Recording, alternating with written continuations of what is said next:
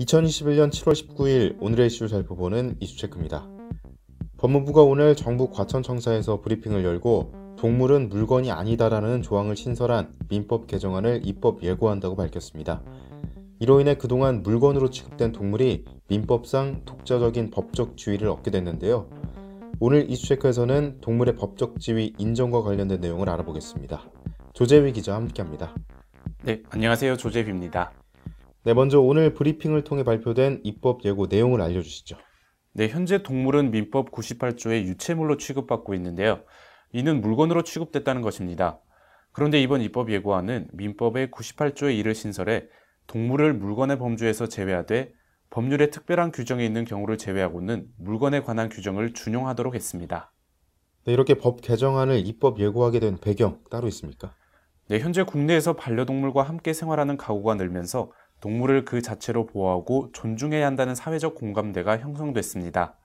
지난 2018년 여론조사에서도 국민 10명 중 9명이 민법상 동물과 물건을 구분해야 한다는 조사 결과가 있어 법무부가 이러한 조항을 신설하기로 한 것입니다.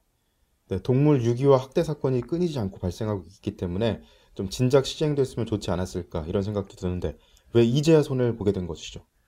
네, 사실 이 같은 현행법을 개정하라는 요구는 수년 전부터 동물권 단체와 일부 정치권을 중심으로 제기돼 왔습니다.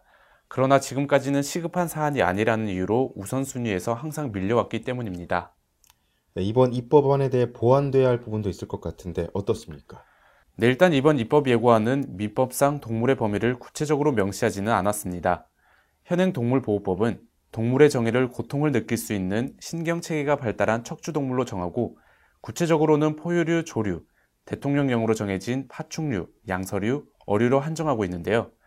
이에 대해 정재민 법무심의관은 동물보호법은 동물에게 고통을 가하지 않도록 하는 데 초점을 두고 있다며 민법에서는 별도의 규정이 필요하다고 보고 논의를 진행 중이고 추후 구체화될 것이라고 밝혔습니다. 네, 아직 보완돼야 할 부분들이 여러 가지 있는 것 같습니다. 네, 동물이 물건이 아닌 법적 지위를 가지게 되면 혹여나 동물에게 고통을 가한 사람의 책임이 커지게 될 것 같은데 맞습니까? 네, 그렇습니다. 무엇보다 타인이 반려동물을 죽이거나 다치게 할 경우 지게 되는 민형사상 책임이 커질 전망입니다. 법무부는 사람이 반려동물을 죽이거나 다치게 한 경우 가해자에게 위자료를 청구할 수 있도록 하는 근거 규정 마련을 논의 중이라고 밝혔습니다.